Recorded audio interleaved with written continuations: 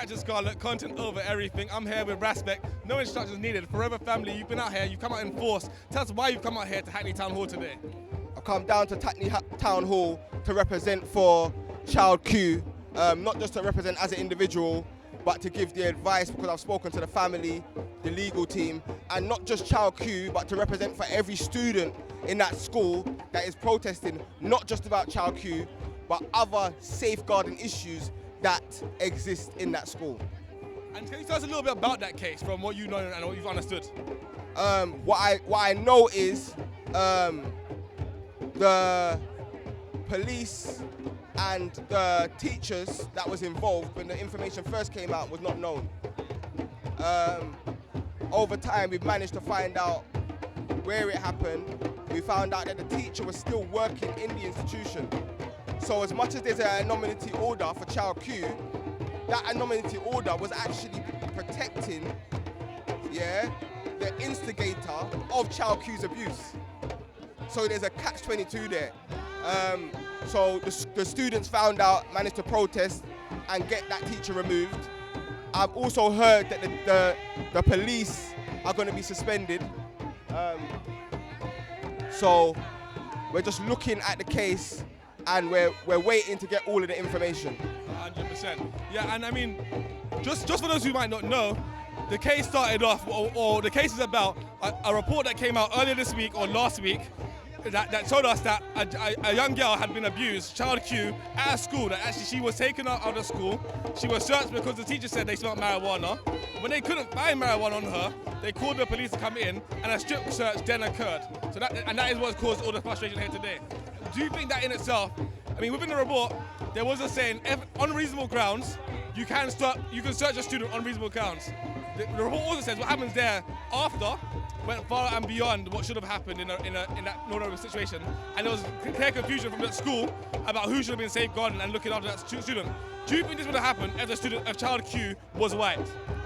I think you can search someone based upon reasonable grounds, but when you don't find what you was looking for, you apologize to that person, because you might realize that you didn't have reasonable grounds.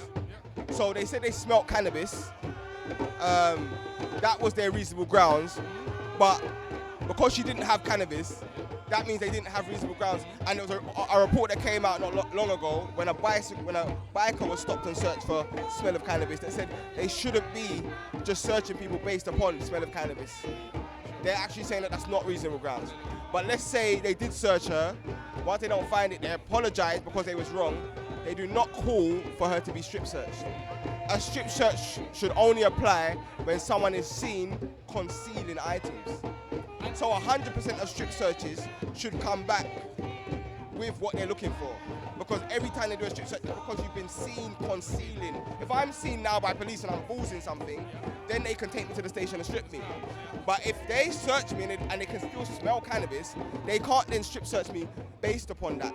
And if you look at the statistics, out of 25 strip searches in that area, 20 of them came back no further action. So that's 88%. Of them that came back no further action. 88% that are basically sexual abuse. They've basically made children, they've made children strip down, naked, squat and cough with no grounds.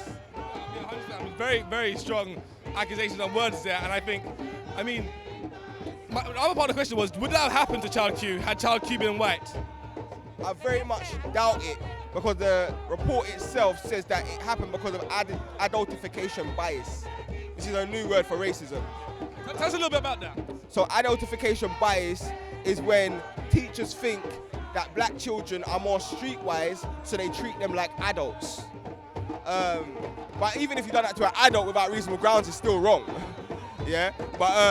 So adultification bias is the new word for racism. And is this something that is particularly happening now, more and more to black children? You said other issues in that school. That's been happening, adultification bias, racism. This is our best case study for institutional racism. This is our best case study for institutional racism in the schools and in the police force, and how they can work together to abuse our children. Remember, our sister is still going through reclusiveness, self-harm, depression, anxiety, based upon the sexual abuse and the child abuse that was enforced on her by the people that are meant to safeguard her and protect and serve her. And is there any sort of solace given to you or any of the people who have come out here today that those 2 police officers have now been suspended and the teacher no longer has the job? The teacher not having a job and the police officers allegedly being suspended is not enough. They should be prosecuted. This was child abuse. This was sexual abuse.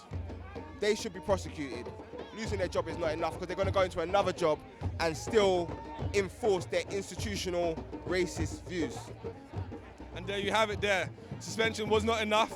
There needs to be some legal action taking place. This is Raspect, Forever Family. Content over everything. Respect.